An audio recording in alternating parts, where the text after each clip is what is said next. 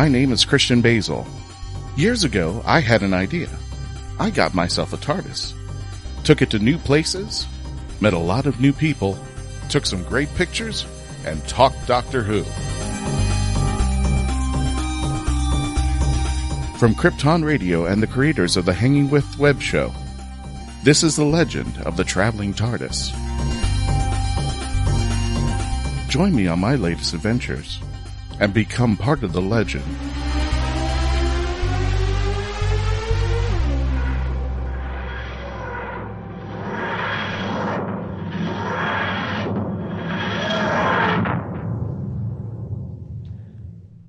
Ladies and gentlemen, welcome to the Legend of the Traveling TARDIS radio show. My name is Christian Basel. I am the host and the driver of the TARDIS here. And with me, we have some wonderful people. We're going to be reviewing the series ender of series 12, right? So yeah, series 12, yeah. The Timeless Children. And you know what? I've been saying this wrong, so forgive me. If you've been seeing me on the Facebook page, I've been writing the Timeless Child. It's a Timeless Children episode. So same difference, yeah. But I want to make sure I get the titles right there. Yeah. With me today are the lovely and artistic director of our show, Melanie Dean. How you doing, Melanie? Hello, everybody. Hello. Awesome there.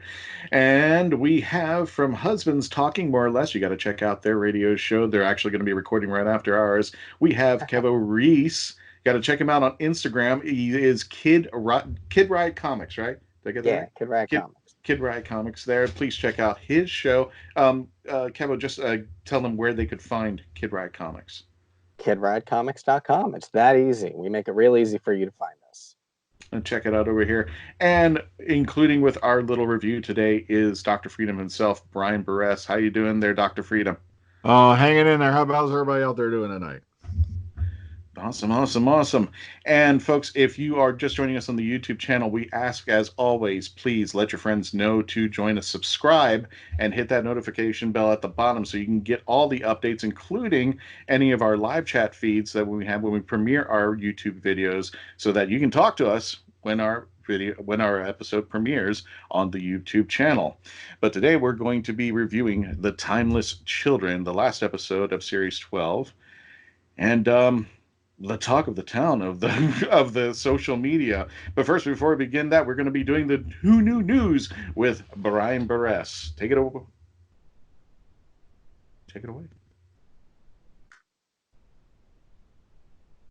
Good evening, everyone. First up on the Who Knew News tonight, we have former Doctor Who showrunners, I almost said Arsel. I don't know why.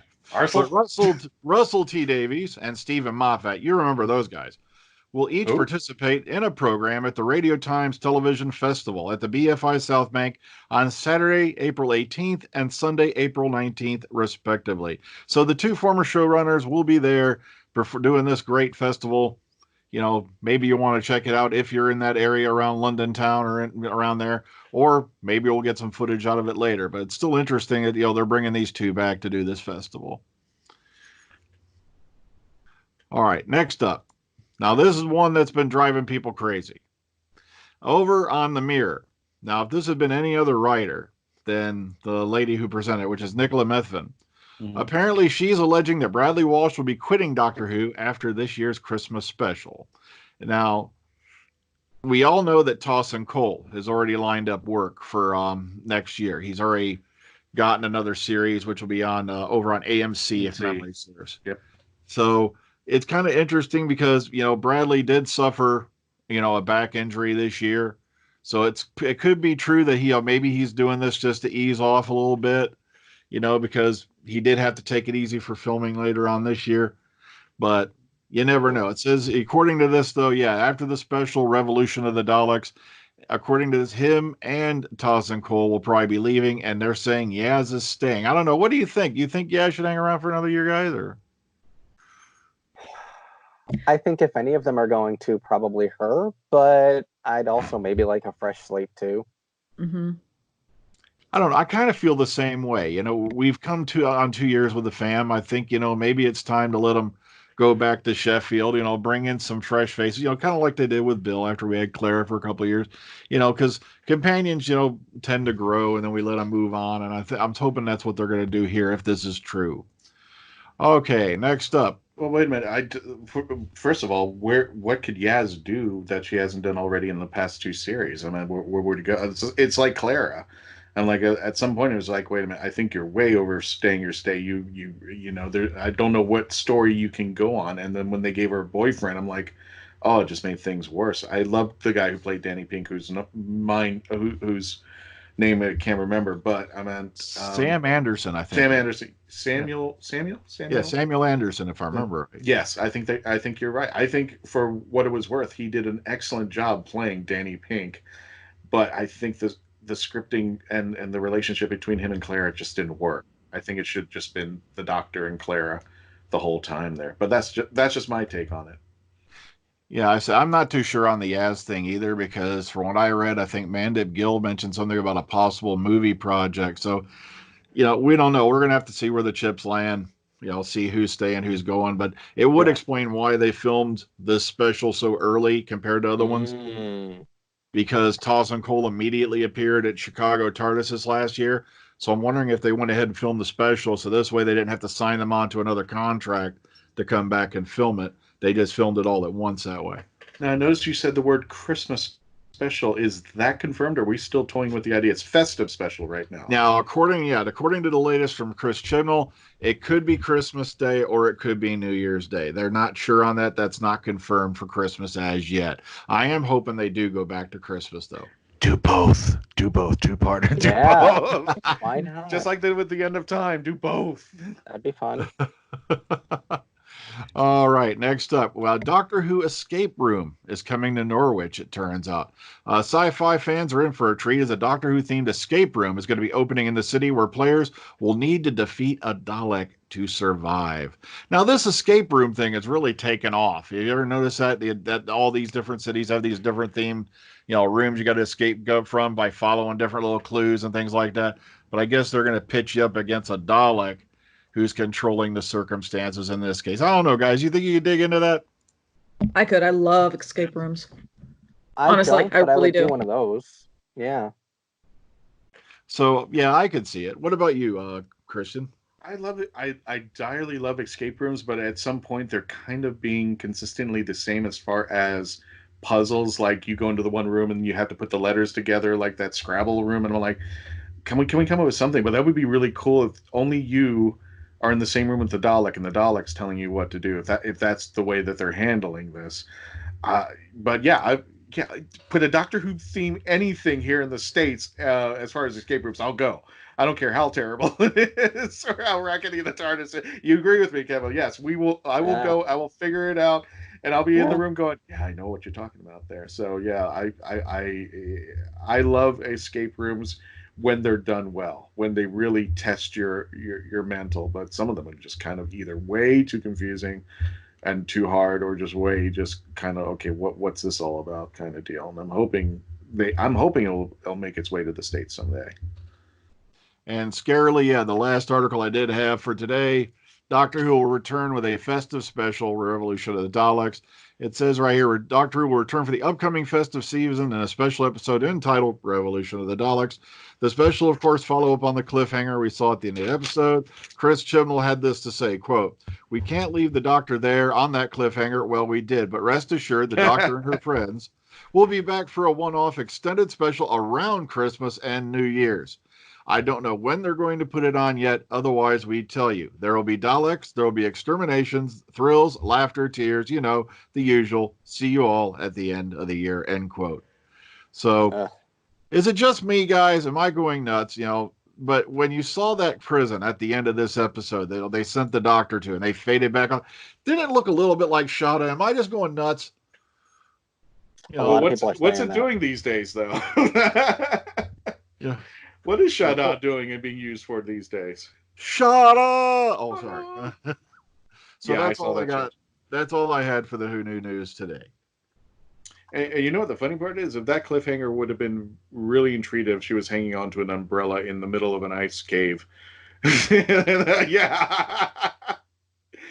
Brian. Yeah, I'm sorry, Brian. All of Dragonfire is the only two of us can really appreciate that scene. Oh gosh, the cliffhanger from hell. Oh I'm man, sorry. what were they? Kev, Melanie, I don't know if you've ever seen Dragonfire. I've got to mention this. There was a cliffhanger, and it was a literal cliffhanger, and nobody understands why they did it. But the Doctor decides to hide. This is the Seventh Doctor with his umbrella, and takes the umbrella, puts it on a metal railing, and it's over like a big, huge chasm or cavern or something like that. And he literally goes down the umbrella, and he's holding there, and he's holding on for dear life. And then I guess whatever, the bad guy comes in and leaves or something like that. And then he realizes that, oh, I've really missed this, and he can't make the lip that's under him. And of course, Sabalam Glips comes in and just does his little routine there. God bless him. Is he still around? The guy who plays Glitz? I think he is. He's in the 90s or something like that. But he's still around there. Oh, you're burning out my brain. And then, I know. But it is the worst cliffhanger because it was a literal cliffhanger that nobody explained as to why he did it, because he could just hid behind a rock or something like that.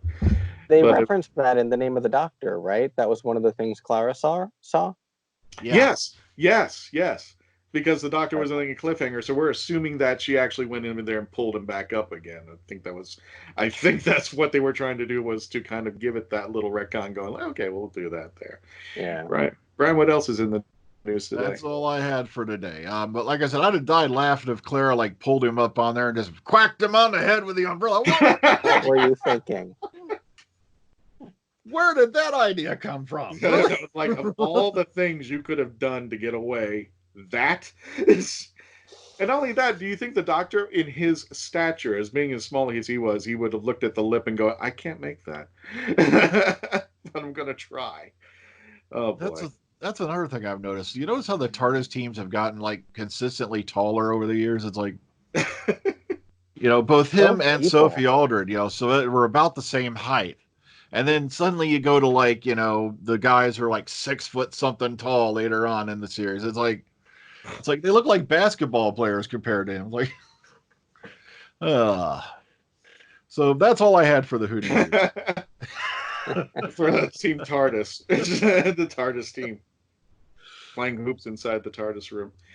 All right, folks. Well, we've got about a minute left there, so I'll go ahead and start off the TARDIS rating. So 1 through 10, Dr. Freedom, give me a quick number. What did you rate?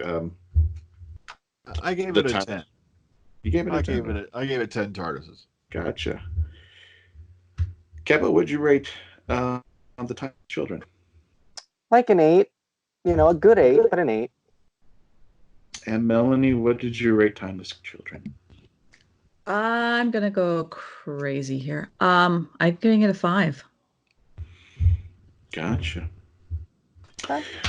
Well, when we get back, we're going to start with the lowest score. That will be Melanie there on the rating as far as the TARDIS is, and 1 being terrible and 10 being awesome. Melanie has a 5.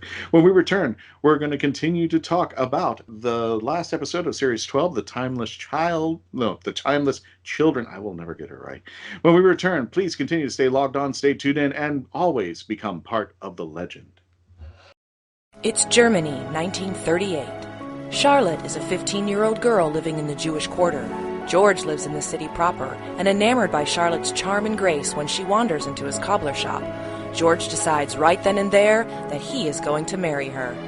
Follow along as this unlikely couple struggles to stay one step ahead of the Gestapo and their dramatic escape from Nazi Germany. Good things always happen in springtime, from author Joanne Fisher, on Amazon.com today. Alien invaders enslave Earth, Unleashing hunters into the ruin wastes. One young survivor struggles to elude their monsters, clinging to hope. When he's stolen off the planet by a sarcastic starship AI, they pit their uneasy alliance against a treacherous galaxy. Explore a whole new verse of barbarism and betrayal. Wonder and adventure. In the Scion series by Michael J. Allen. Beginning with Book 1, Scion Conquered Earth. Available in print, ebook, and audio on Amazon.com. Welcome back, ladies and gentlemen, to the Legend of the Traveling Tardis. My name is Christian Basel, the host of this show. We also have Dr. Freedom himself, Brian Burress. We have Husbands Talking More or Less podcasts, Kevo Risse of also Kid Rock Comics. Check him out there. And the lovely and talented director of our show, artiste Melanie Dean. And we've just gone over ratings. Brian gave it a 10. Kevo gave it an 8. Melanie gave it a 5. I am not going to rate it. You're not ready? I am not ready. That's fair. And as we've been talking about this show, this episode, I literally have 5 brains from 5 different hats going on. Classic Who, Big Finish, current, somebody who's kind of just looking at the show for what it's worth, meaning that they're just looking at it in a microcosm, not looking at anything else, not bringing in the history.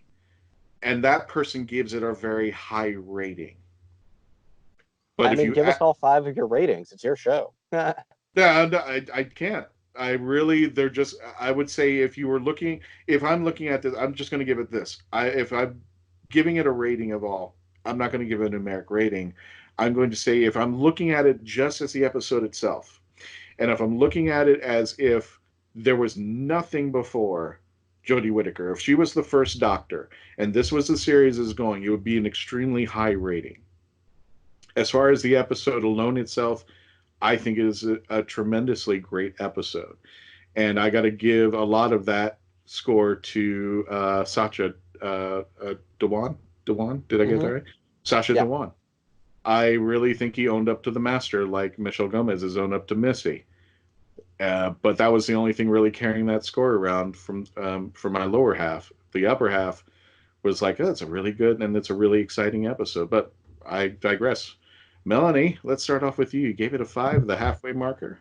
And you didn't even cut a TARDIS in half. That's a good part. No, I mean, I would even rate it just at, okay, so the reason I gave it a 5 is because it's not bad. Okay, I am like just comfortably non-committal on this one. I'm comfortably indecisive, not even indecisive. I was like, if I loved it, I would have given it a 10. If I hated it, I would have given it a 0.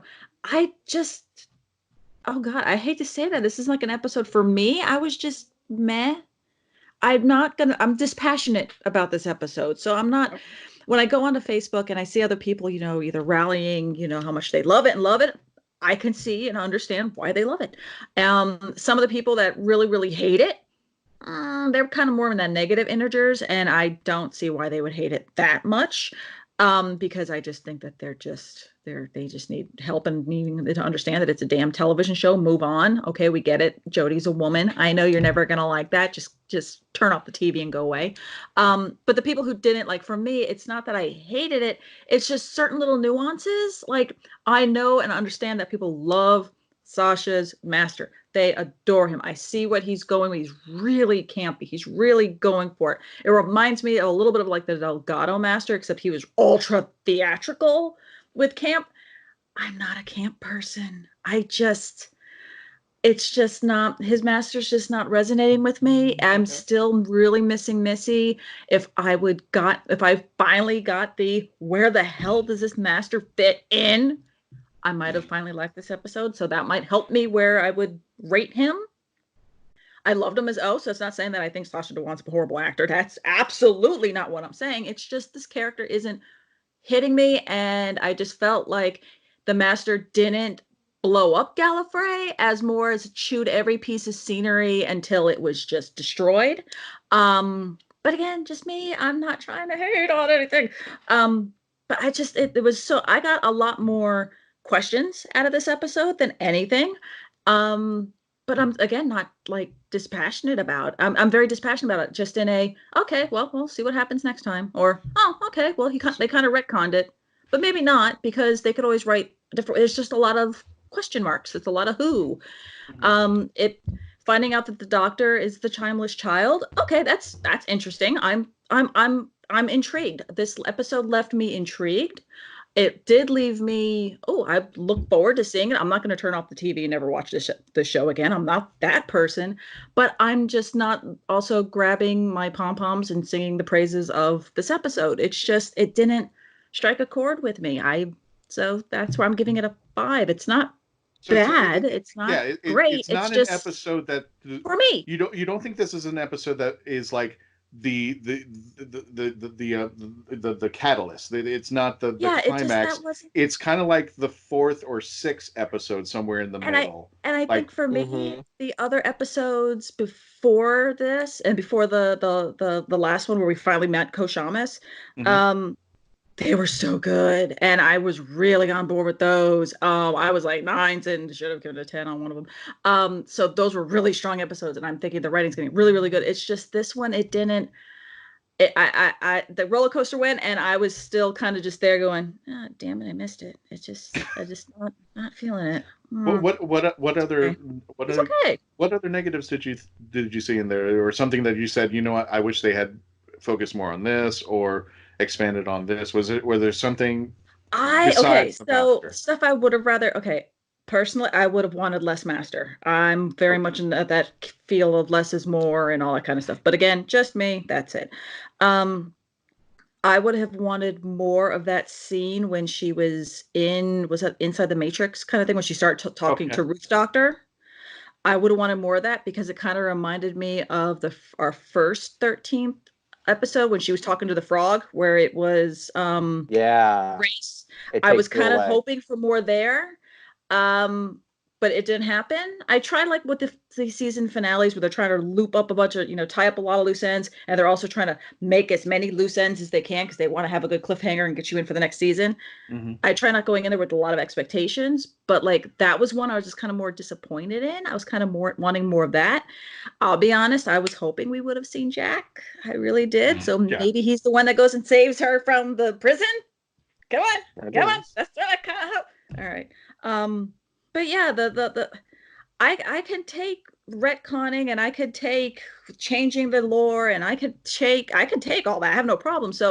But I'm just not wildly, like I said, I'm wildly dispassionate about it. It's like if you ever watch Phineas and Ferb, and how Dr. Doofenshmirtz just doesn't hate Christmas, and he can sing the entire song, how much he just really can't hate Christmas. That's me. I really can't hate this episode, but I can't really like it either. Well, the thing is, the thing is that I had the most trouble with when starting series 12 was that when we got into this arc, when the Master could just simply walk into Gallifrey, blow it up, and I'm like, wow, we didn't really need the Time War. We didn't need centuries of Daleks and Cybermen. The Master could have just easily walked in and, just like he's walking into Macy's and go, we're going to blow it up out here.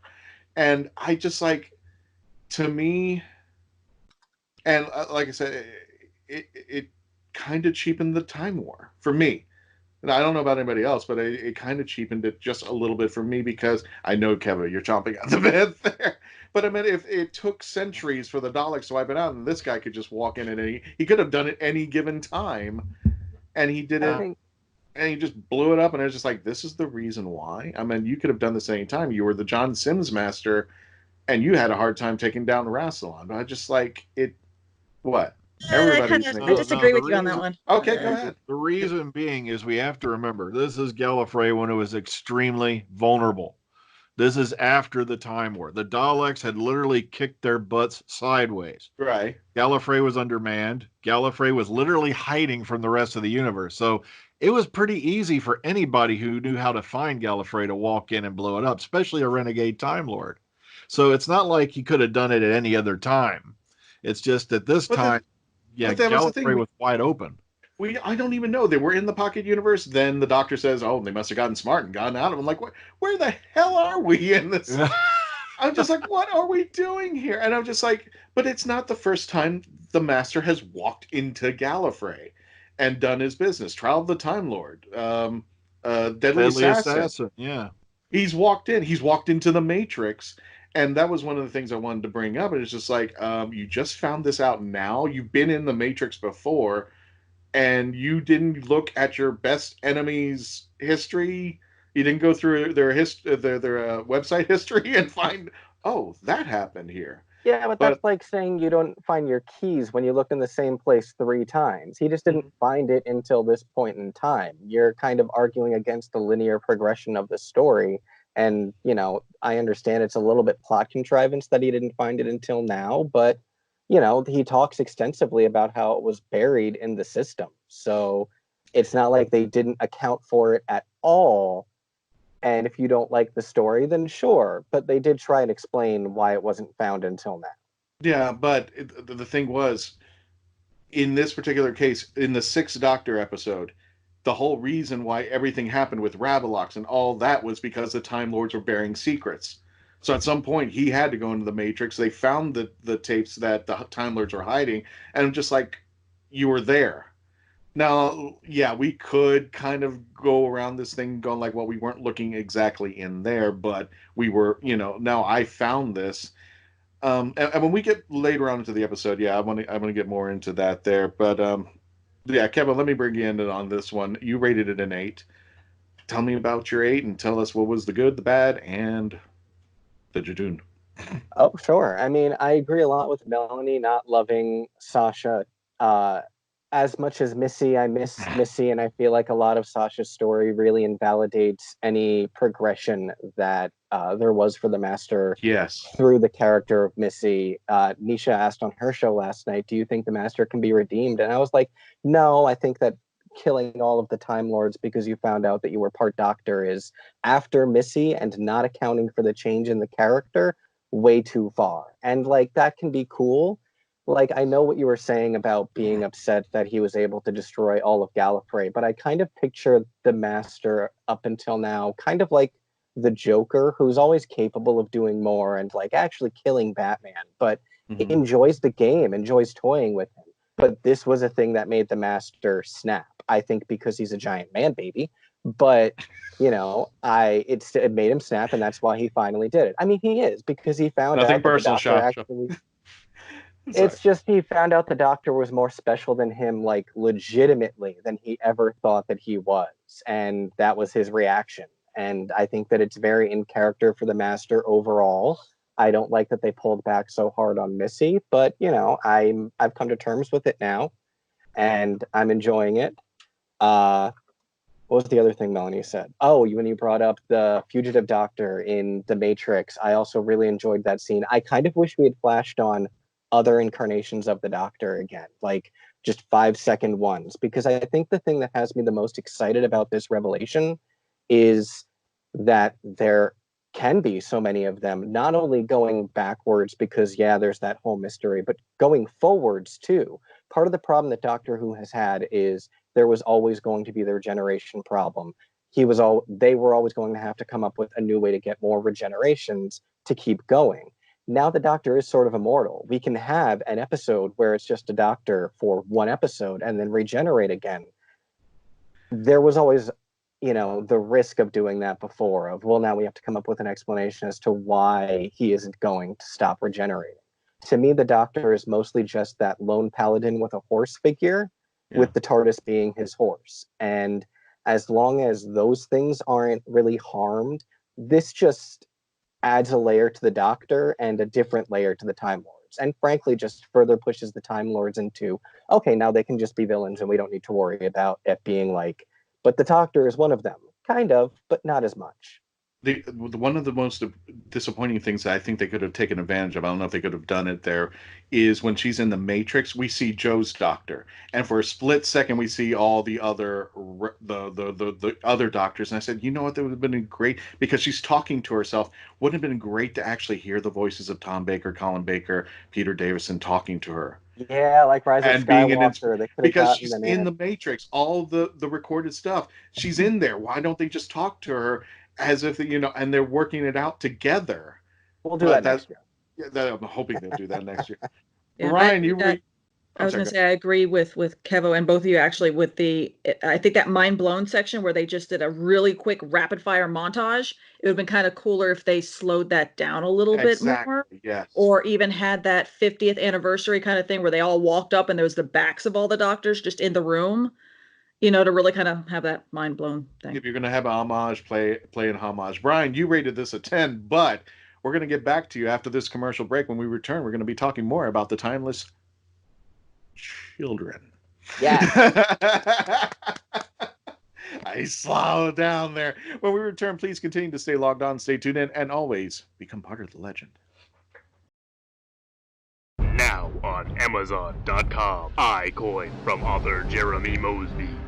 It's an alternate reality, and the leader of the planet iCoin is none other than Benjamin Franklin. When corrupt officials threaten not only iCoin but the Earth as well, an unlikely chosen one, Jeremy, must face dark foes to save the Earth and iCoin alike. Author Jeremy Mosby takes readers on a superhero's adventure through this compelling and imaginative alternate universe. Get iCoin on Amazon.com today. Jackie Sonnenberg's My Soul to Keep is a ghost story rooted in the realities of actual cults. When 13-year-old Sky Monroe arrives at her new boarding school, all she can think about is death and connecting with the afterlife. Soon she discovers her school's spirituality group, the Guardians of Light, and they have a secret. They can speak with the dead, and the organization is a cult. But this isn't Sky's only problem. The campus house where Sky resides is haunted, and even the ghosts have an agenda. They intend on getting the souls they want. Filled with mystery and intrigue plucked straight from the headlines, author Jackie Sonnenberg's research and attention to detail give this ghost story an even more eerie atmosphere. Find My Soul to Keep on Amazon.com today.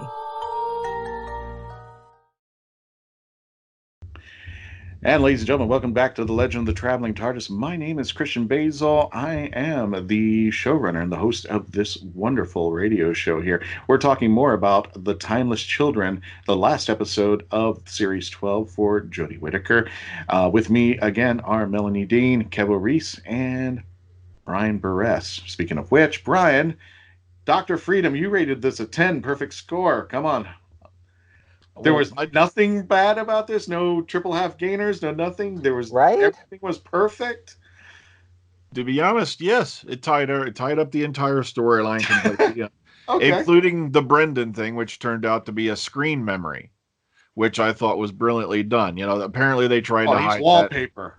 Yeah, that's basically what it was. It was set up to look like something insignificant, but it turns out it was.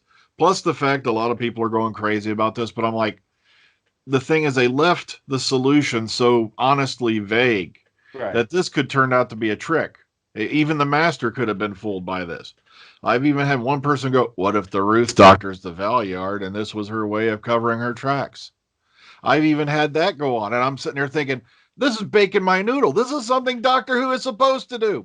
But what really nailed it, music was beautiful. Segan Akinola right on point again, but also DNEG finally brought their A game to the CGI. I think that scene where the cyber carriers landed on the Capitol, that was so freaking awesome. It blew my mind. It's like just seeing that scene, you can actually hear crumble as it sits down, and then the cyber masters crunch, and then the cyber masters, who I prefer to call the cyber lords because I think it sounds cooler. Come on, you've got that etched Gallifreyan work on the face plates. And what you didn't see, though, is on the robes they're wearing is actual new Gallifreyan symbols. I found this out because Ray Holman did a short video afterwards because he did the design on the new Cyberman with the spikes on the legs, the spikes on the shoulder plates. These guys look absolutely medieval, but then now you've got your worst nightmare. Cybermen that can regenerate. Now imagine if they get loose. Not to mention, what if they're also time sensitives? You know how much damage those guys could do if they had gotten out? But Sacha Dhawan, beautiful performance once again.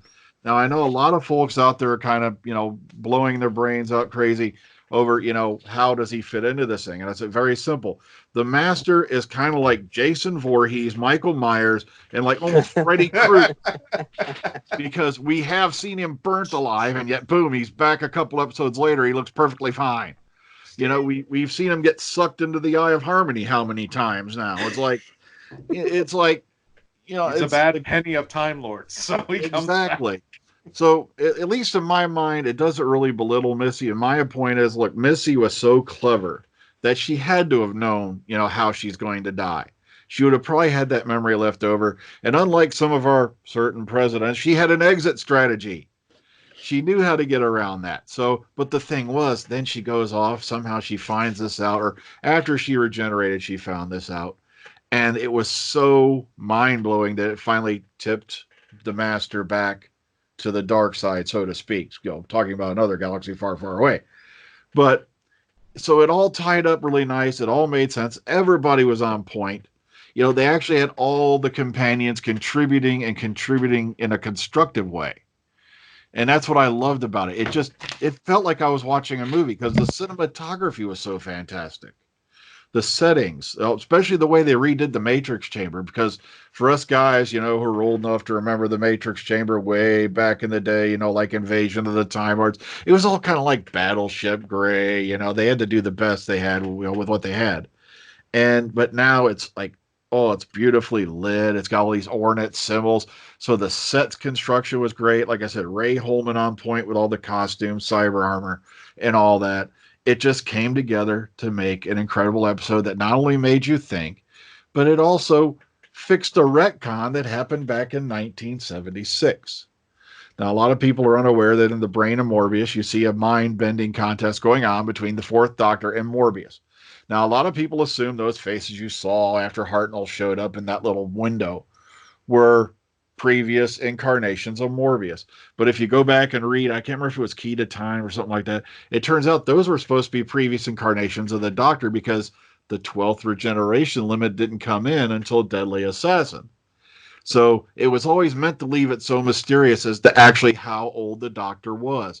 So Hartnell was never according to Hinchcliffe, Robert Holmes, and Terrence Dix, who contributed to the writing of that episode and setting it up, it was originally intended to increase the mystery of the Doctor by making you wonder if these are 7 or some other faces you've never seen before. How old is he really? What is he not telling us, the audience? And it's brought that back. It's not only retconned or retcon, but it's also made us wonder. Just once again, that big question, Doctor who is this person? Because if they weren't Gallifreyan or they were the basis of Gallifreyan society, the ability to regenerate in the first place, then where did they come from? Especially, literally the kid left on the intergalactic temporal spatial doorstep that somebody found. Plus the beautiful telling of the story of Tech Dhawan. But here's what's really going to bake your noodle. What if it turns out that Tech Dhawan, after a certain time, took on a new name of Rassilon? Well, that's kind of the hint to it, because remember, if we're talking about Facebook, we're talking about Facebook. It is an FB word, just reversed there. If we're talking about Big Finish and all those, it was Rassilon who set the precedence, and especially this is examined in the Trial of the Valeyard, where, because it was the first time ever. I hope you guys get a chance. If you love Trial of the Time Lord, Trial of the Valeyard is just mind-blowingly wonderful. Not only that, but they now question, why did Rassilon put 13 as the magic number? Why did they just hold it right there? But I digress there. Kevo, I actually thought the Timeless Child was Susan. Because there's really no explanation to Susan. And this is kind of where things go into because if Jo Martin, people were saying Jo Martin's the first Doctor, why does she have a police box TARDIS? Because it isn't until Hartnell's Doctor that ends up in the junkyard that we get to see the actual incarnation of the police box. And it was Susan, if we remember, we're going back, who actually named TARDISes. She was the one that said she came up with the name. So that's why she said it to a bunch of humans to look impressive. But she said she came up with the name, which means TARDIS has been... She said it. A teenager said she came up with the name. That's my point. That's all. She said it. That doesn't mean she did it. Oh, don't play. He makes a very valid point, though. Yeah, I know. Or she could have just assigned... I'm just kidding. Or they could have been called TARDISes, but she was the one who came up with time and relative dimensions in space. Right. To fill in for the letters. Maybe that was it too. We don't know. But that's what I was hoping too. I agree with that. I was hoping the Timeless Child would be Susan or somehow tied to her. But that's the thing. But okay, so the Doctor's a Timeless Child. What do you think? What was your thought process when you found out the Doctor was the Timeless Child? I kind of I for some reason, since they at the beginning of the story, I just immediately assumed that Doctor was the Timeless Child. And I feel like going back and rewatching the clips, I better understand that I think the doctor was worried to find out that she was Tecteun, and that's why she kept asking what happened to the child. I don't think she ever suspected it, and I just never didn't suspect it for some reason. I don't know why. Maybe because I'm still in Star Wars brain, so I'm thinking like Rey is the chosen one, so is the doctor. I don't know. But like I'm fine with it, and I'm really fine with this concept that they've come up with. It really just feels like all they've done is expand the Doctor. I I don't think that they've done anything to invalidate Hartnell as the first Doctor. It's just Hartnell was the last reboot point for the Timeless Child, and now everything that happened since that the Doctor thinks happened to them did happen. It's just they don't realize that there are so many previous incarnations, and I am patient to wait to find out answers on all of these things because, you know, it's been 15 years since the revival began and we just got this information. I think it was 10 years before we learned that Gallifrey existed in the original series or something like that. Yeah. So, or the 50th story was. But like, I'm really patient, but I sort of just assume this is just the Doctor has always been a pawn of the Time Lords who was used by them to carry out deeds that the Doctor ultimately rebelled against and stole a TARDIS. I guess the same one over and over again, which seems kind of silly, but why not? They're connected, and maybe we'll get an answer as to why someday. Maybe we won't. I don't really need it at this time. I am actually kind of relieved, even though I don't understand why, to see that the police box predates Hartnell, so that whatever makes the Doctor and whatever makes the TARDIS is something that predates all of this. So it's not something that we lose with this change. That had been my fear. Anything that we might have lost of the Doctor from this finale. And I don't think we lost anything terrible. So do you think, going by what you were just saying, because I'm just picking up from the point, do you think the Time Lords actually, the Doctor thinks he ran away. Do you think the Time Lords let him run away, thinking that he ran away? Maybe even, yeah. I think there's a lot of room to explore, for sure. Okay. Kind of like, you know. Yeah, I mean, well, there's a lot of questions. I mean, I was just funneling questions about things. The thing is, and Melanie, and I'm going to put this question to all three of you.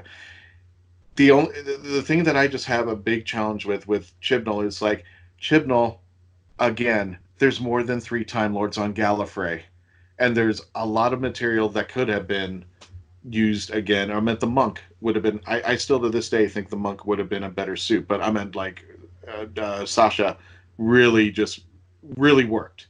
I mean, one of the things I thought that Jodie was missing was that element to bunk off of her, because the bad guys have always been just really like, oh, whatever.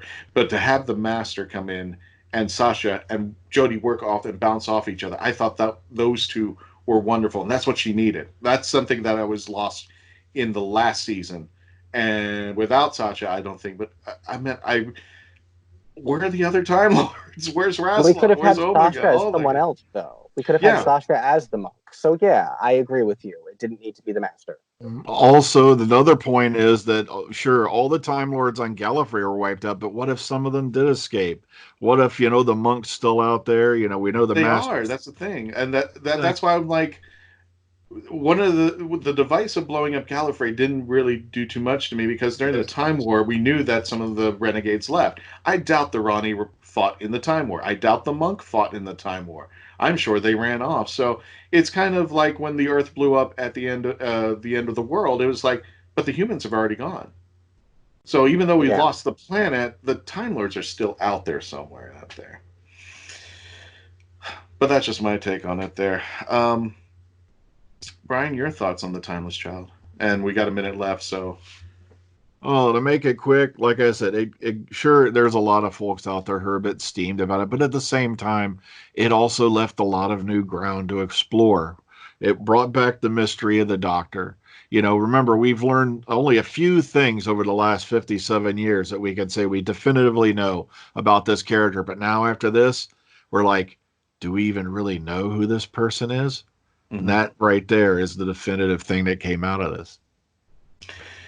I know, Kevin, you got to go in just a second there, but I one of the things that I really impress upon this show, and you guys, we had a long talk about this. One of the things that I know you guys like about the show is that we try to become the center. Doesn't matter what extremes you are in what you believe in Doctor Who, what your passion is of Doctor Who, whether you like Jodie, whether you don't like Jodie. But one of the things that I do at conventions is I want to impress people to give it a chance, even though people have kind of ran off. To the people, Kevo, that you think that are still listening and just want some questions answered and just want to feel like they're still part of the Whoniverse, what would you say to them to say, hey, come back, just here's what I want you to do, because I tell people, give it a chance. What would you give as advice to people who may be kind of on the teetering front? I mean, I would say I understand why you're scared. I was excited by it, but every now and then thinking about it, I stop and I'm like, no, this is huge, and I get that. Right. But I encourage people to at least give it time to see how they plan to play out. They said it was going to be a cliffhanger season.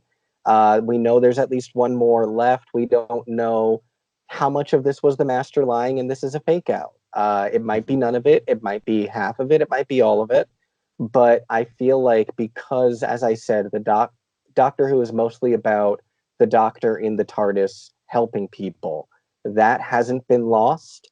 And so many of the things that people are afraid of being rewritten are things that were introduced slowly over time. And, it's not trying to dishonor that. It's just trying to build on it. And we should at least give it a few more episodes and see where it goes. Gotcha. And I think I think people are just a little scared because this is kind of a sledgehammer to everything that's going on. Not meaning that it's a destructive thing. Meaning it's a game changer. Yes, everything was going to change as the yeah, it's a huge change. And like Captain Kirk said at the end of Star Trek 6, it's just like people can be frightened of change. And speaking of change, we're on a commercial break. Kevo, thanks for joining us there.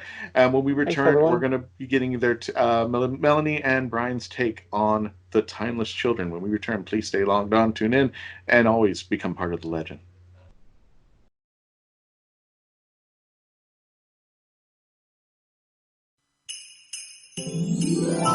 Deborah Parmley's Jenna's Christmas Wish. Santa, if there's one thing I want for Christmas more than anything, it's someone to spend Christmas with. Someone who really wants me to be there.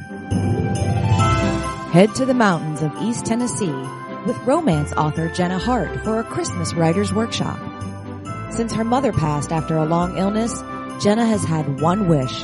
She doesn't want to spend Christmas alone. Meeting Niccolo Maldini, cover model and actor, could make more than Jenna's Christmas wish come true. Unless Ember, Niccolo's ex-girlfriend, does something crazy to stop them from being together. It's a mountain Christmas romance you won't want to miss in Deborah Parmley's Jenna's Christmas Wish. Now on Amazon.com.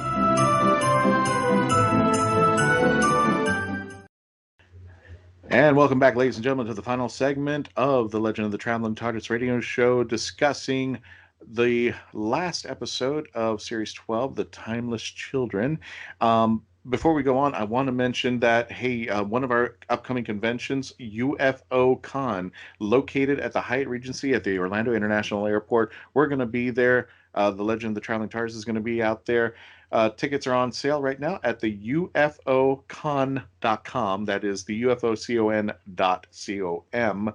And that will take place in Orlando at the Hyatt Regency Orlando International Airport, April 11th and 12th.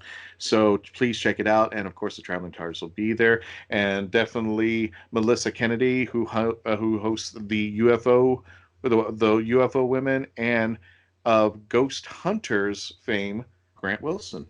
He will be there as well there. So check it out. And also keep an eye out on the Legend of the Traveling Tardis Facebook page and all of our social media. Be also on the lookout for the Legend of the Traveling Tardis.com. It's going to be making its comeback coming around mid-March. We're looking at March 14th for its reboot. And it looks very, very well done. And if you are wanting to sponsor the website or the show, Please check it out. There's a contact information at the website right now if you want to just check it out. Still in its beta phase, but it should be up and running very shortly there. So please check it out there. And thank you for joining us. Brian, I have a question for you, as I posed to Kevo. And Melanie, you're going to get that same question as well. But I want Brian's take. For all the fans out there who might be on the outskirts, who are just like, oh God, this is not my show. What happened? Talk him off the ledge. How would you bring him back? The one thing you're going to learn after you've watched Doctor Who for a long time, even a short time, nothing is set in stone. Mm-hmm. Nothing at all. Matter of fact, let me see, just to give you a few examples off the top of my head. The Doctor didn't have two hearts until Spearhead from Space. Matter of fact, Gallifrey didn't even have a name until Time Warrior, which I believe was 1973, 10 years into the show. Right. Matter of fact, the Doctor wasn't even a Time Lord until 1966 in the War Games. War Games, yeah. So it's constantly changing. It's always changing, always evolving. Matter of fact, for you older folks out there who remember, there was a time when the Doctor was stuck on Earth. The TARDIS didn't work. Imagine how social media would have reacted to that back in the day. What do you mean he's stuck and the TARDIS don't work? Are you nuts? We're still on BBC budget, too. That's why.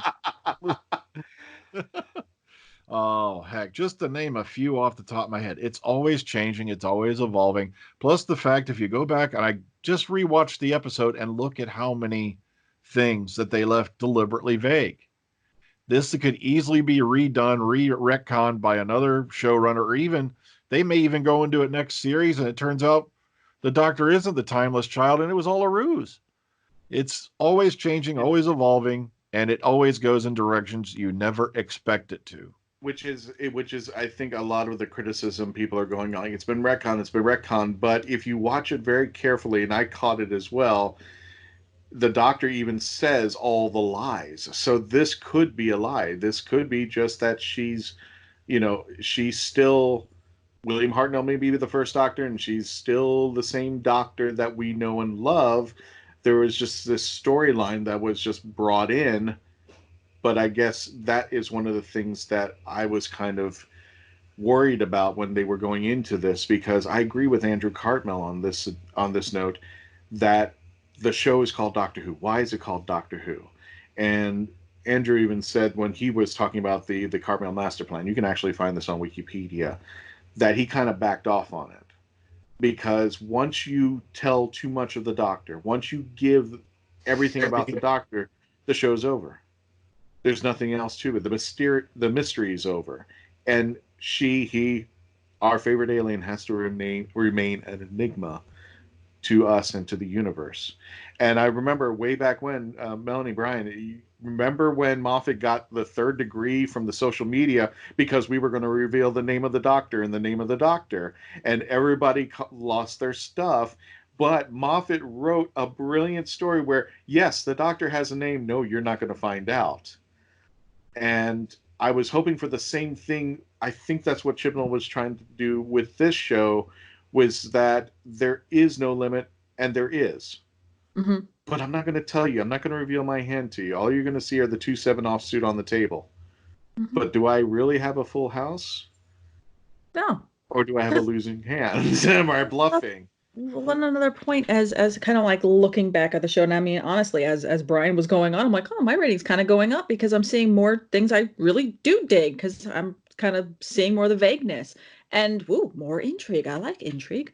The fact that every time while the Doctor was in the Matrix and the Master is going crazy, he kind of always knew where she was, and when he had to say, hold on, I gotta go pop back in there, he was the one that was feeding her all the images. So who's to say that the Master's not lying? But on the other hand, how much of a swerve is that for the Doctor to find out all these truths about her from the Master? That's actually really kind of cool too. So it's like we just got handed this really cool choose your own adventure book, and we don't have enough fingers to get to all the pages that say the end to make sure that we're going to the right one.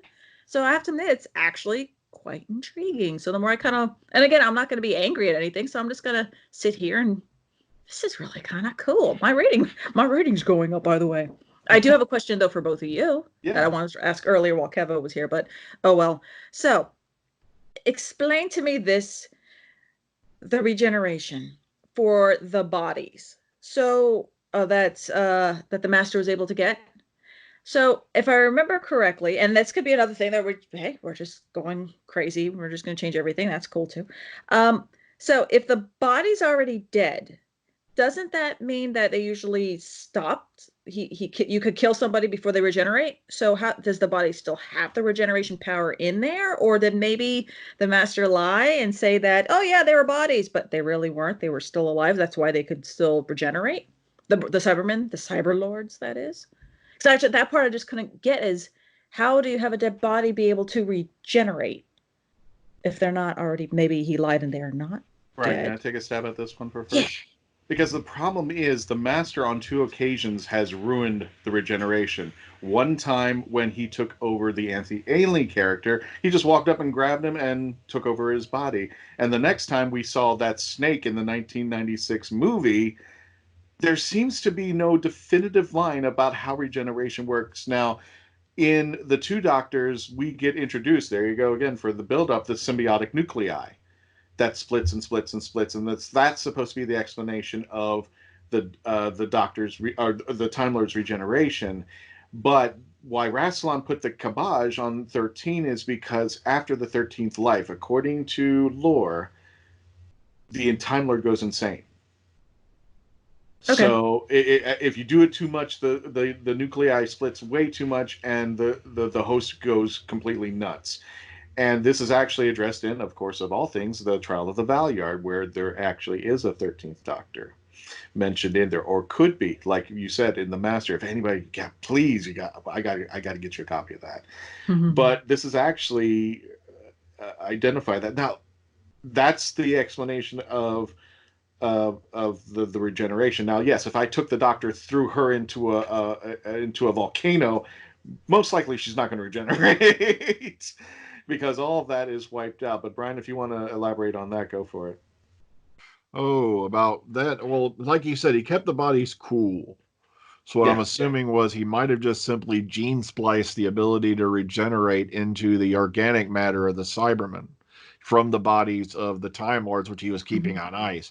But to me, it made more sense that he put them in some kind of stasis. So that way they could convert them while they were still kind of technically alive. Mm-hmm. Like you said, I'm kind of a hoarder. So I'm assuming he didn't kill all of them, that he actually just put them into some kind of stasis so that way they could convert them, to turn them into this nasty, creation, the Cyber Master. Like I said, I prefer Cyber Lord. It sounds more so that's probably what happened. But also what's going to bake your noodle is, remember Rassilon, that guy who left Gallifrey a little while ago? Mm-hmm. Had achieved perpetual body regeneration. So it kind of makes me wonder also, that's another theory that's been lingering in my mind. What if Rassilon did it to throw the trail off himself? Ooh. Which has always been the question, because even in the 5 Doctors, Rassilon would punish people if they even thought that they wanted to live forever. And that was the whole deal of the 5 Doctors. It's just like, you want immortality? Fine. I'm going to lock you up in immortality. That's why, what was it? Barusa. What was Barusa? Barusa was eventually frozen up in there because it was Rassilon's joke, for a better term, to say, hey, you want to live forever? I can do that for you. And that's how Rassilon said, no, you're not going to live forever. So, yeah, exactly. There. Well, we got one thing I want to just make. Sure. I was going to say, I want to make one quick final note before we wrap and whatnot. It was just, I have to admit that this episode has gotten me off the they can't do this, the can't train. You can't do that because you can't do that. It's now almost like it's making my mind go, how can they do this? And making you start thinking the ways something can be done. And I have to admit it's fun. So kind of think of it not as they can't do this. The doctor can't. How could the master? How can? So I kind of want to throw that to our listeners to kind of think of don't think of all the things that you can't do, but think of how they can. So that's your advice to people who are kind of sitting on because right now after this episode, I got to admit, when I first saw the episode, I was kind of upset because everything that I saw was kind of, everything that it's my Doctor Who. It's the way that I've grown up, the way that I've seen it, and everything like that. And the best analogy that I could say is, and I related this to somebody builds an Italian restaurant in 1963. It's running for about a good 50 years. And then all of a sudden, somebody comes up and says, you know what? It's no longer Italian, it's Asian. We're serving Asian food. This is the way it's going to be. But you might enjoy it. Give it a shot. Tell us what you like there. And of course, you've got all the naysayers that are just going to walk away. No, I came here for Italian. That's what I want. I want Italian food. Bye. Thank you for playing there. There's some people who are like, oh, I love Italian. Let's do this. I wanted to change. We've always had Italian. This is something new, something brand new. Then you've got people like me who are kind of like, I kind of miss the Italian. Why would you take the Italian away from me? Why is this here? Can you explain it to me? And the hardest part is change about a show that does change all the time. And I think the hardest part is that we want to nail down things because that's what we are accustomed to. That's what we're used to. That's what everything is. That's the way our impression. That's our psyche. And I mean, growing up, that's the way it used to be. The Doctor has to be a man because it's always been a man. But for one moment, can you just look the other direction and say, could this be something different? Could this be something better? Could this be something unique? Why is Doctor Who one of the greatest science fiction shows of all time? Because it is about something that change. Change is not easy. And I embrace everybody to come up. If you guys want to talk to me about things that might be disturbing you, because they're still disturbing me, believe me, I've got a whole list of things. Where was Omega? Where was Rassilon? Where is all of this? Because I feel comfortable about being nailed down in a foundation that was built upon. But what if one moment we take Doctor Who on its value and go, you know what? Let's look at something different so that we can run it for another 50 years. That's all I want you to think about. And if you can look at that way, let's talk. Because that's what we do on the show. We talk. And come up with ideas that we may have never explored before. Well, Melanie's telling me it's time to wrap up. I hope you enjoyed this episode. We're going to continue to talk about more things about Doctor Who throughout the year. So always please stay tuned. Please stay long on. And always become part of the legend.